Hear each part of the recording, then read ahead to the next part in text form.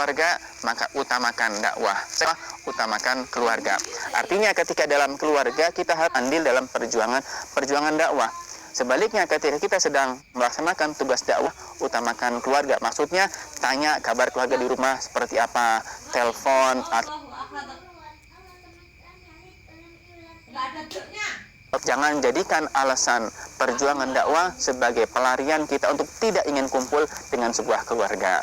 Mudah-mudahan Allah berikan kepada kita keluarga yang harmonis, sakinah mawaddah warahmah, bahagia dunia sampai kelak di akhirat.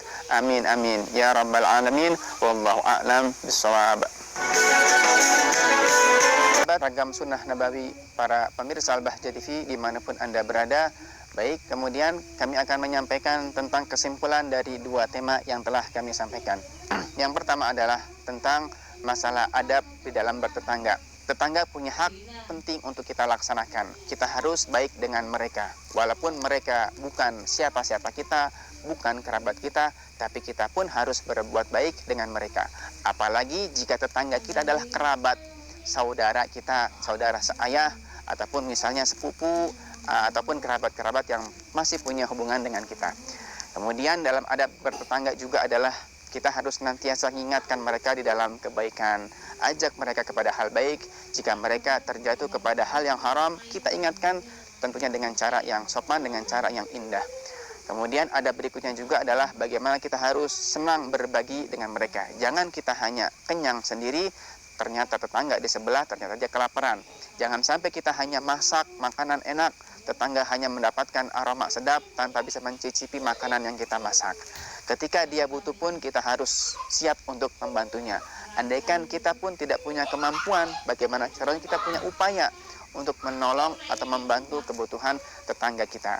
Ya, kita nggak pengen nanti di akhirat kita dituntut oleh Allah Ta'ala gara-gara kita buruk dengan tetangga kita.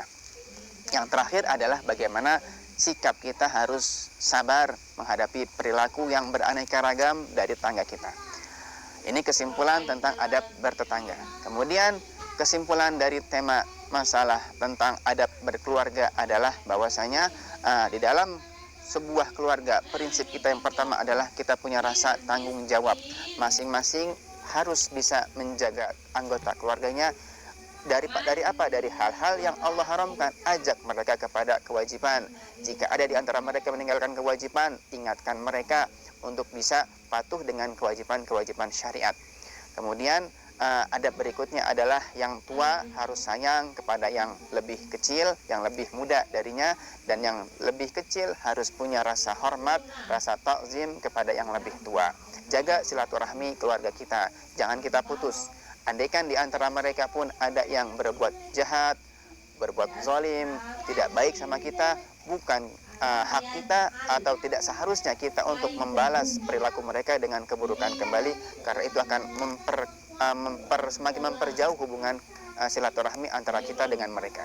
Kemudian yang terakhir adalah bagaimana kita punya kesabaran, ya, kesabaran untuk bisa menerima dan menghadapi perilaku mereka yang beraneka ragam.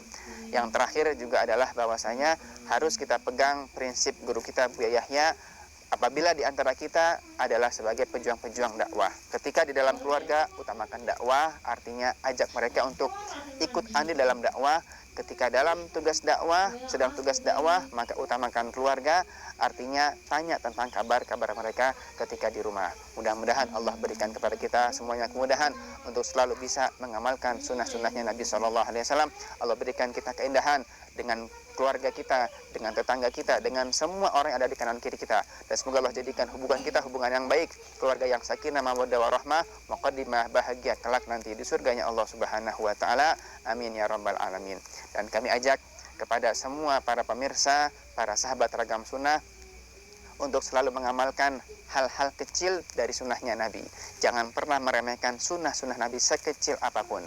Karena barang siapa yang suka meremehkan sunnah Nabi walaupun kecil, akan berimbas. Dia akan meremehkan kewajiban-kewajiban. Ya, kami ajak para sahabat untuk kembali bergabung dalam kesempatan berikutnya, bertanya tentang hal-hal yang terkait kepada sunnahnya Nabi. Sekian dari kami, mohon maaf atas segala kekurangan. Wallahu muwaffiq ila aqwamit thoriq wal afu minkum. Wassalamualaikum warahmatullahi wabarakatuh. Alhamdulillah.